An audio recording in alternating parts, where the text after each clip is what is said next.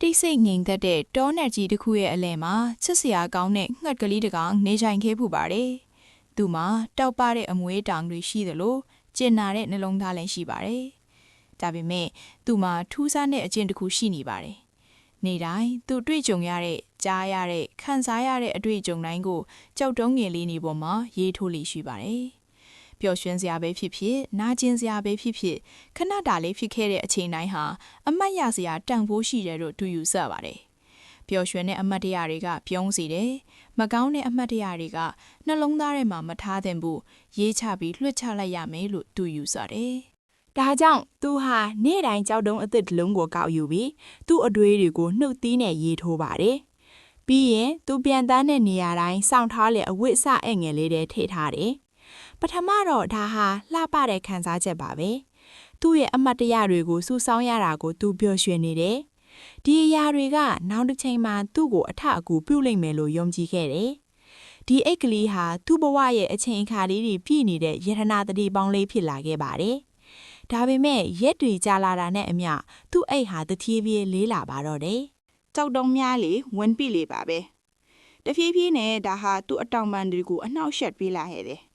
သူ့ရဲ့ပြန်သားမှုနှွေးကွေးလာပြီးအရင်လိုမြင့်မြင့်မားမားမပြန်သားနိုင်တော့ပါဘူး။ဒါပေမဲ့ငှက်ကလေးကသတိမထားမိခဲ့ပါဘူး။သူဟာကြောက်တုံးတွေကိုဆက်ပြီးစုဆောင်းနေသေးပါပဲ။တနေ့မှာတော့ဉာဏ်ပညာရှိရဲ့ဇီးဝက်အိုးကြီးနဲ့သူစုံခဲ့တယ်။ဇီးဝက်ကသူ့ကိုမေးတယ်။ငှက်ကလေးရဲ့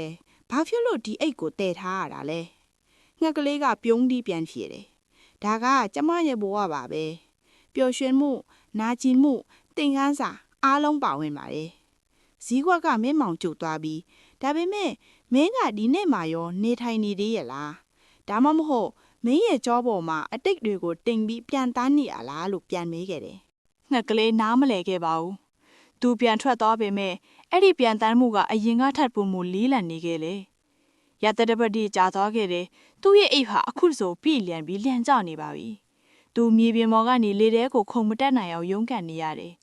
သူ့ရဲ့အတောင်ပံတွေနာကျင်နေပြီးစွာရင်ဆိုလာလုံးဝမရှိတော့ပါဘူး။မိုးရွာနေတဲ့ညနေခင်းတစ်ခုမှာတော့လုံခြုံရာကိုပြန်တန်းဖို့ကြိုးစားရင်သူလဲကျသွားခဲ့တယ်။ကြောက်တုံးတွေရဲ့ဝန်ထုတ်ဝန်ပိုးဟာသူ့ရဲ့နူးညံ့တဲ့ခန္ဓာကိုယ်လေးကိုဖိမိသွားတယ်။သူ့ကိုကူညီလုပ်မယ်လို့သူထင်ထားတဲ့မှတ်ဉာဏ်တွေရဲ့အောက်မှာပဲသူလဲကျခဲ့ရတယ်။အဲ့ဒီမှတ်ဉာဏ်တွေကပဲသူ့အထက်ကိုယူဆောင်သွားခဲ့တာပါ။အဲ့ဒီညမှာဇီးကွက်အိုကြီးသူ့စီရောက်လာခဲ့တယ်။လဲကျနေတဲ့ညက်ကလေးငယ်ကိုကြည့်ရင်ဝမ်းနဲစွာတိုးတိုးလေးပြောလိုက်တယ်။မှတ်ဉာဏ်တွေဟာလမ်းပြဖို့အတွက်သာချိတယ်။မင်းကိုနောက်ပြန်ဆွဲထားဖို့မဟုတ်ဘူး။သူအားလုံးကိုတည်ဖို့စူးစမ်းခဲ့ပြီးဒီနေ့ကိုအသက်ရှင်ဖို့မေ့လျော့သွားခဲ့တယ်။ကျွန်တော်တို့အားလုံးဟာကောင်းသည်ဆိုးသည်မှတ်ဉာဏ်တွေကိုစူးစောင်းတတ်ကြတယ်။ပြီးတော့အလားတွေကိုပဲစဉ်းစားနေတတ်ကြတယ်။ဒါပေမဲ့ကျွန်တော်တို့ရဲ့အသက်ကိုနေတိုင်းတည်ဆောင်နေရင်အတွင်းပိုင်းမှာမောပန်းနွမ်းနယ်နေလိမ့်မယ်။ဒီနေ့ကိုခံစားဖို့ဒါမှမဟုတ်ကျွန်တော်တို့ရဲ့အနာဂတ်စီပြန်တန်းဖို့မဖြစ်နိုင်တော့ပါဘူး။နှစ်ကလေးလိုပဲလူအများစုဟာအတိတ်ကနာကျင်မှုဒါမှမဟုတ်ပျော်ရွှင်မှုတွေကိုအကြာကြီးတည်ထားတတ်ကြတယ်။ဒါပေမဲ့ဘဝဆိုတာလွတ်ချတတ်ဖို့ပဲ။ဖြစ်ပျက်ဒီခဲ့တဲ့အရာတွေကိုကျွန်တော်တို့ပြောင်းလဲလို့မရဘူး။ဒါပေမဲ့ကျွန်တော်တို့ရဲ့ပစ္စုပန်ကိုလှပအောင်လုပ်လို့ရပါတယ်။ဒါကြောင့်ခွတ်လွတ်လိုက်ပါမေ့လိုက်ပါ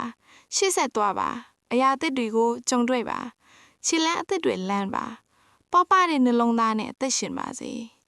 ကျေးဇူးတင်ပါစိတ်ရှည်ပါပြီးတော့အမြဲတမ်းရှေ့ကိုဆက်လျှောက်သွားပါ